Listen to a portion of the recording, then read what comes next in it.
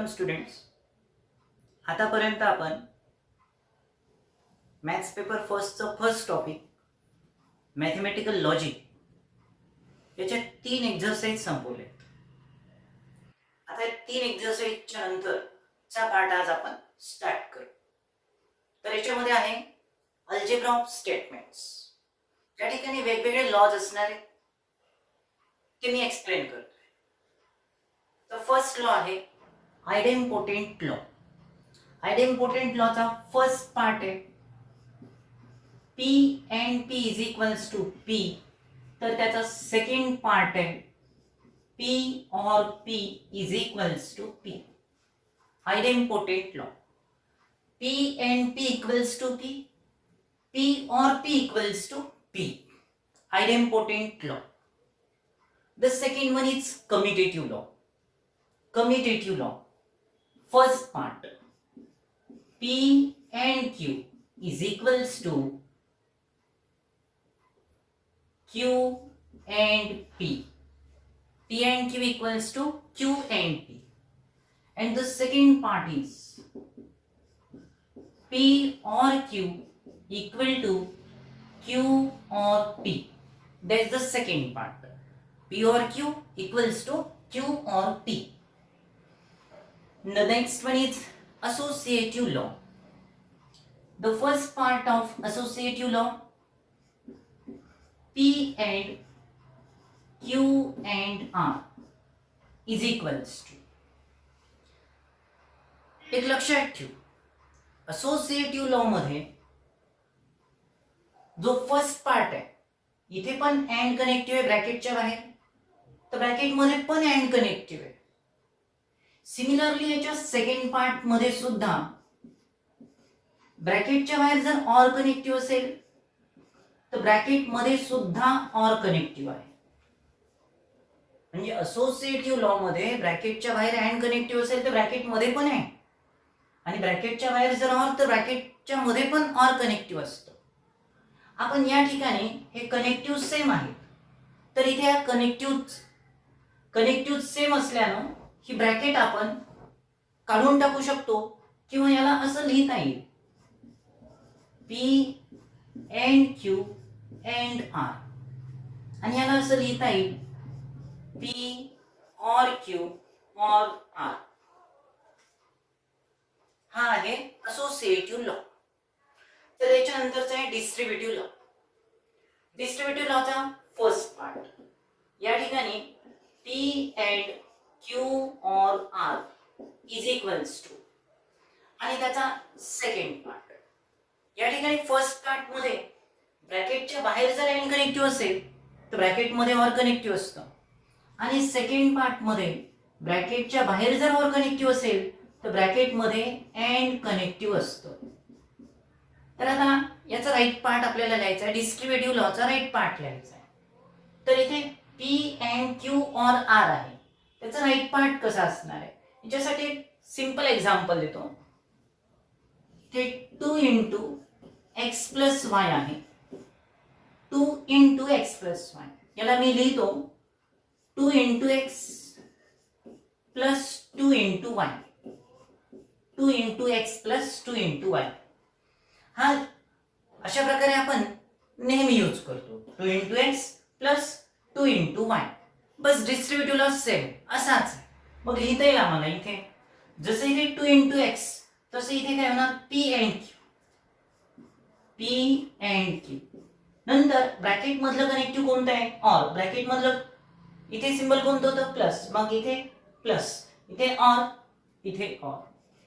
P and Q or, P and R. हा झाला distributive law. बघा परत एकदा P and Q और P and R. जसे इथे आपण म्हणतो 2 into x plus 2 into y. Similarly इथे म्हणायचं P and Q और P and R. त्याचा second part same story use करू. P or Q, P or Q bracket मधला कनेक्टिव्ह अँड, नंतर P or R 2 into 1 P or R. अशा प्रकारे आपल्याला डिस्ट्रीब्युटिव्ह लॉ यूज करता आला. नंतरचा आहे डी मॉर्गन्स लॉ. आपण निगेशन ऑफ कंपाऊंड स्टेटमेंट मध्ये डी मॉर्गन्स लॉ शिकलोय. निगेशन ऑफ कंपाऊंड स्टेटमेंट मध्ये डी मॉर्गन्स लॉ शिकलोय. कंजंक्शन आणि डिसजंक्शनचं निगेशन लिहित असताना आपण डी मॉर्गन्स लॉ यूज करतो. तर कंजंक्शनचं निगेशन कसं लिहितो आपण? Negation of P and Q हे कंजंक्शनचं निगेशन आहे आणि हे लिहित असताना आपण अँड रिप्लेस बाय ऑर म्हणतो आणि इथे पी आणि क्यू दोघांचं निगेशन लिहितो. Negation P or negation Q. Similarly या ठिकाणी negation of P or Q second part or आहे. डिसजंक्शनचं निगेशन लॉ यूज होणार डी मॉर्गन्स लॉ आहे. Negation of P or replace by and आणि निगेशन ऑफ क्यू म्हणजे or च्या ठिकाणी and लिहायचं आणि दोन्ही स्टेटमेंटचं निगेशन लिहायचं. The next law is identity law. आता या आयडेंटिटी लॉ मध्ये एकूण 4 पार्ट्स आहेत. त्याचा first part P and T. त्याचा second part P or T. त्याचा third part P and F. आणि त्याचा last part P or F. लक्ष देऊ इथे. आयडेंटिटी लॉ ज्यावेळेस दिलेल्या स्टेटमेंटमध्ये टी आणि एफ असतं. टी म्हणजे टॅटॉलॉजी, एफ म्हणजे कॉन्ट्राडिक्शन. टी म्हणजे टॅटॉलॉजी, एफ म्हणजे कॉन्ट्राडिक्शन. जेव्हा दिलेल्या स्टेटमेंटमध्ये टी आणि एफ असेल त्यावेळेस यूज होतो आयडेंटिटी लॉ. या ठिकाणी P and T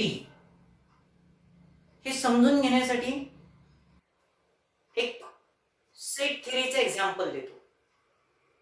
तर लक्षात ठेवू, हा जो अँड कनेक्टिव्ह आहे, अँड कनेक्टिव्ह जो आहे तो इंटरसेक्शन सारखा यूज होतो. जो ऑर कनेक्टिव्ह आहे तो युनियन सारखा यूज होतो. त्याचप्रमाणे टॅटॉलॉजी युनिव्हर्सल सेट म्हणून यूज होतो सेट थिअरी मध्ये. तर कॉन्ट्राडिक्शन एम्प्टी सेट म्हणून यूज होतो सेट थिअरी मध्ये. परत एकदा बघू. अँड इंटरसेक्शन म्हणून, ऑर युनियन म्हणून, टॅटॉलॉजी युनिव्हर्सल सेट म्हणून, तर कॉन्ट्राडिक्शन एम्प्टी सेट म्हणून सेट थिअरी मध्ये यूज होतो. आता इंटरसेक्शन म्हणजे काय? तर इंटरसेक्शन म्हणजे टू सेट्स मध्ये जे कॉमन एलिमेंट्स आहेत त्याचा सेट म्हणजे सेट इंटरसेक्शन सेट. कॉमन एलिमेंटचा सेट.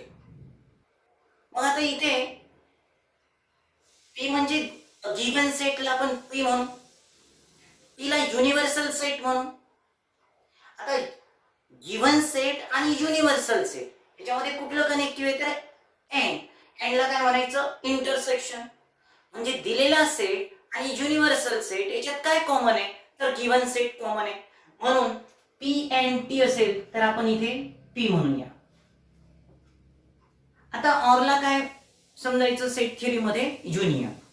आता एक दिलेला सेट आहे आणि युनिव्हर्सल सेट आहे, या दोघांचं युनियन घेतलं, given set and universal set, या दोघांचं जर आपण युनियन घेतलं तर आपल्याला नक्कीच युनिव्हर्सल सेट मिळतो आणि युनिव्हर्सल सेटलाच आपण टी म्हणायचं.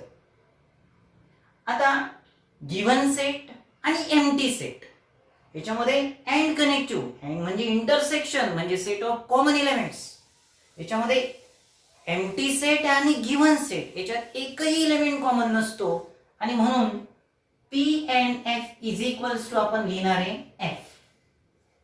P and F इज इक्वल टू F. आता P means a given set, F म्हणजे एम्प्टी सेट, ऑर म्हणजे union, given set empty set यांचं युनियन घेतलं तर नक्कीच आपल्याला गिव्हन सेट मिळतो. आपल्याला या ठिकाणी मिळणार आहे पी. अशा प्रकारे आपण आयडेंटिटी लॉ एक्सप्लेन केले. याच्यानंतरचा आहे कॉम्प्लिमेंट लॉ. कॉम्प्लिमेंट लॉ जसं सेट थेअरी मध्ये एक सेट असतो ए आणि त्या सेट ए चा कॉम्प्लिमेंट सेट आपण ए डॅश ने डिनोट करतो. सेट ए आहे त्याचा कॉम्प्लिमेंट ए डॅश ने डिनोट करतो. कॉम्प्लिमेंट सेट म्हणजे काय आपल्याला माहिती आहे. युने आपण युनिव्हर्सल सेट डिनोट करतो. ए या सेट मधनं युनिव्हर्सल सेट मधनं सेट ए चे एलिमेंट आपण जर काढून टाकले तर आपल्याला सेट ए चा कॉम्प्लिमेंट मिळतो. याच्यापासून परत एकदा बघा, युनिव्हर्सल सेट मधनं सेट ए चे एलिमेंट आपण काढून टाकले तर आपल्याला त्याचा कॉम्प्लिमेंट मिळतो. सेट ए चा कॉम्प्लिमेंट मिळतो. म्हणजे जे एलिमेंट सेट ए मध्ये असतात ते एलिमेंट सेट ए डॅश मध्ये नसतात, त्याच्या कॉम्प्लिमेंट मध्ये नसतात. म्हणजे ए आणि ए डॅश जर एकत्र आले तर युनिव्हर्सल सेट तयार होतो.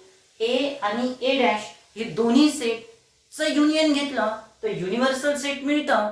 तर ए आणि ए डॅशचं इंटरसेक्शन घेतलं म्हणजे ए आणि ए डॅश मध्ये असणाऱ्या कॉमन एलिमेंटचा सेट घेतला तर आपल्याला एम्प्टी सेट मिळतं. याच्यापासून आपण डिफाइन करणार आहे कॉम्प्लिमेंट लॉ. कॉम्प्लिमेंट लॉ बघू.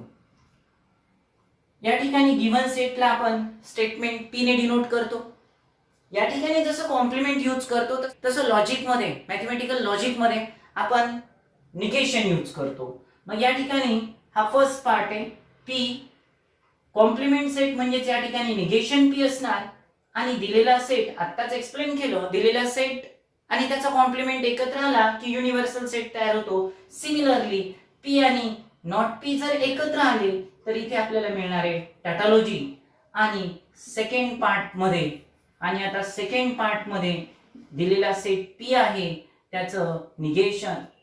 या ठिकाणी नॉट पी आहे आणि याच्यामध्ये कॉमन एलिमेंट नसतात म्हणून एम्प्टी सेट, आणि आपण एम्प्टी सेटलाच कॉन्ट्रॅडिक्शन असं म्हणतो. हा आहे कॉम्प्लिमेंट लॉ. म्हणजे गिव्हन सेट आणि त्याचं निगेशन, गिव्हन सेट आणि त्याचं निगेशन याच्यामध्ये अँड आणि ऑर कनेक्टिव्ह असेल,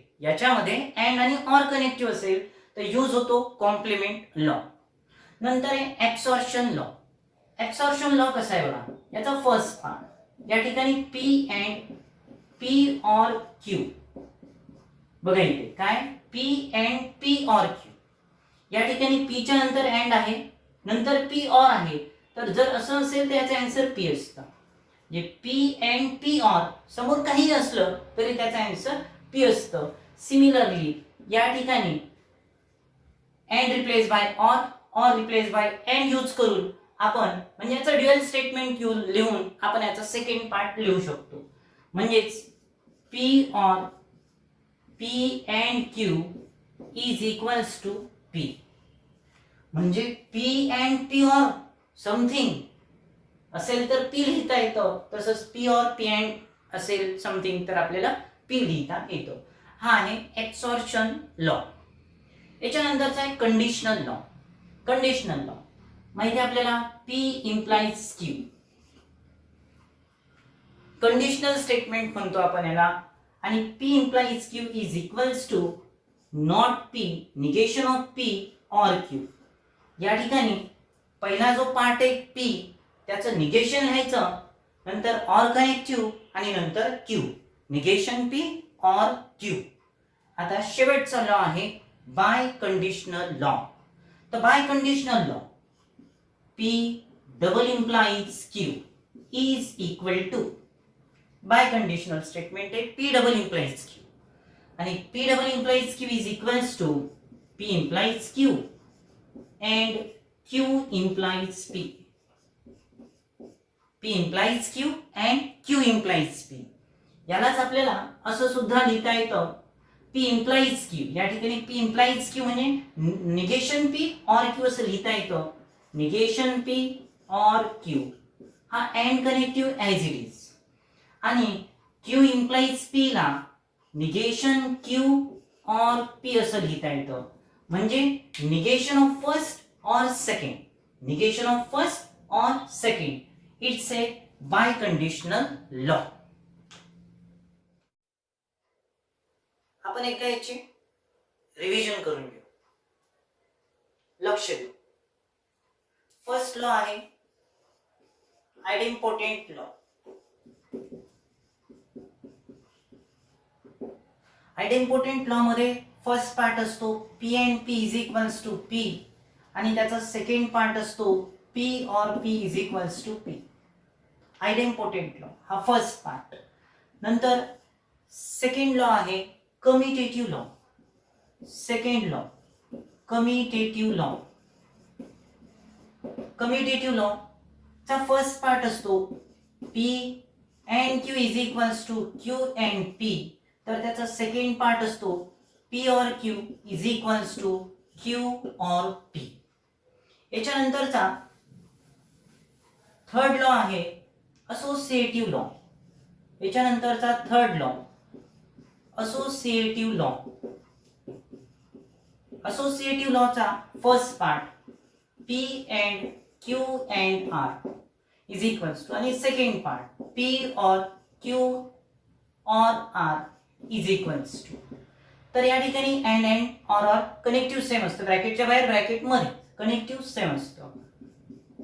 याला लिहिता येतं P and Q and R, याला लिहिता येतं P or Q or R. हा झाला त्याचा सेकंड पार्ट असोसिएटिव्ह लॉ. याच्यानंतरचा लॉ आहे डिस्ट्रीब्युटिव्ह लॉ. Distributive law. आता असोसिएटिव्ह लॉ आणि डिस्ट्रीब्युटिव्ह लॉ मध्ये डिफरन्स काय असतो, तर या ठिकाणी ब्रॅकेटच्या बाहेर जे कनेक्टिव्ह असतं आणि ब्रॅकेट मध्ये जे कनेक्टिव्ह असतं ते वेगळं असतं. ब्रॅकेटच्या बाहेर आणि ब्रॅकेट मध्ये असलेलं कनेक्टिव्ह वेगळं असतं. इथे ब्रॅकेटच्या बाहेर अँड तर ब्रॅकेट मध्ये ऑर, इथे ऑर ब्रॅकेट मध्ये अँड. तर समोर काय होतं, जसं आपण प्रोडक्ट करतो 2 into x plus 2 into y, same story p and q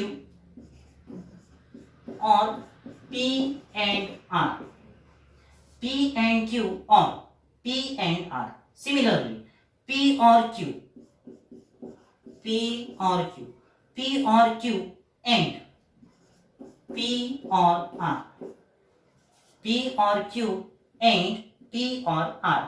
हा झाला तुमचा डिस्ट्रीब्युटिव्ह लॉ. याच्यानंतरचा जो लॉ आहे तो आहे डिमॉर्गन्स लॉ. डिमॉर्गन्स लॉ मध्ये आपल्याला दोन पार्ट्स आहे, निगेशन ऑफ कंजंक्शन आणि निगेशन ऑफ डिसजंक्शन. त्यातला first part negation of P and Q is equals to negation P or negation Q, आणि second part negation of P or Q is equals to negation of p and negation of q. Second part. या ठिकाणी अँडचं or करायचं, ऑरचं and करायचं, अँडचं or, ऑरचं and, आणि दोघांचं पण negation लिहून टाकायचं. झालं डिमॉर्गन्स लॉ. डिमॉर्गन्स लॉच्या नंतरचा लॉ आहे identity law. Identity law. Identity law मध्ये एकूण 4 पार्ट्स आहेत. तर त्याचा फर्स्ट पार्ट मध्ये पी अँड टी आहे. पी अँड टी मी तुम्हाला सांगितलं, एन ला इंटरसेक्शन म्हणायचं, टी ला युनिव्हर्सल सेट म्हणायचं, पी ला गिव्हन सेट म्हणायचं. गिव्हन सेट, युनिव्हर्सल सेट याच्यात काय कॉमन असतं, तर याच्यात गिव्हन सेट कॉमन असतं, म्हणून आन्सर पी असणार आहे. याचा सेकंड पार्ट आहे P or T, given set आणि युनिव्हर्सल सेट याचं युनियन केलं तर युनिव्हर्सल सेट मिळतं, म्हणजे टी मिळतं. त्याचा थर्ड पार्ट आहे पी अँड एफ. एफ म्हणजे कॉन्ट्रडिक्शन, म्हणजे सेट थेअरी मध्ये त्याला एम्प्टी सेट म्हणायचं. एम्प्टी सेट, गिव्हन सेट याचे इंटरसेक्शन म्हणजे कॉमन एलिमेंट्स काहीच नसतं, म्हणजेच एम्प्टी सेट. आणि लास्ट पार्ट आहे P or F. Given set मध्ये एम्प्टी सेट युनियन म्हणजेच ऍड करायचा, तर आपल्याला गिव्हन सेट मिळतो. हा आहे आयडेंटिटी लॉ.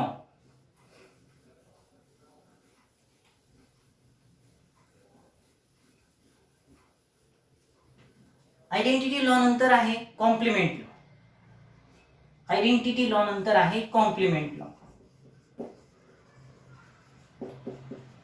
कॉम्प्लिमेंट लॉ तुम्हाला माहिती आहे, गिव्हन सेट आणि त्याचं कॉम्प्लिमेंट याचं युनियन घेतलं तर युनिव्हर्सल सेट मिळतं आणि इंटरसेक्शन घेतलं तर एम्प्टी सेट मिळतं. सिमिलरली सेट पी आहे त्याचं निगेशन नॉट पी आहे, या दोघांचं ऑर कनेक्टिव्ह यूज केलं तर आपल्याला टॅटोलॉजी मिळतं आणि या दोघांमध्ये जर आपण अँड कनेक्टिव्ह यूज केलं तर आपल्याला कॉन्ट्रॅडिक्शन मिळतं. ऑर यूज केलं तर टॅटोलॉजी मिळतं, अँड यूज केलं तर कॉन्ट्रॅडिक्शन मिळतं. याच्यानंतरचं आहे ऍब्सॉर्प्शन लॉ. ऍब्सॉर्प्शन लॉ मध्ये पण 2 पार्ट्स आहेत. फर्स्ट पार्ट मध्ये येते P and P or Q is equals to P. Similarly इथे याचं जर ड्युअल स्टेटमेंट आपण लिहिलं, अँडच्या ठिकाणी ऑर लिहायचं, ऑरच्या ठिकाणी अँड लिहायचं. सिमिलरली आपल्याला हाच लॉ मिळतो. म्हणजे P and P or Q असेल तर पी लिहिता येतं, तर P or P and Q असेल तर आपल्याला पी लिहिता येतं. आता ऍब्सॉर्प्शन लॉ झाल्याच्या नंतर कंडिशनल लॉ आणि नंतर आहे बाय कंडिशनल लॉ. तर कंडिशनल लॉ बघूया. कंडिशनल लॉ तर कंडिशनल लॉ कंडिशनल स्टेटमेंट असतं P implies Q. Conditional statement असतं पी इम्प्लाइज क्यू आणि P implies Q is equals to negation P or Q. आणि एक गोष्ट लर्न करू, implication is logically equivalent to its contrapositive.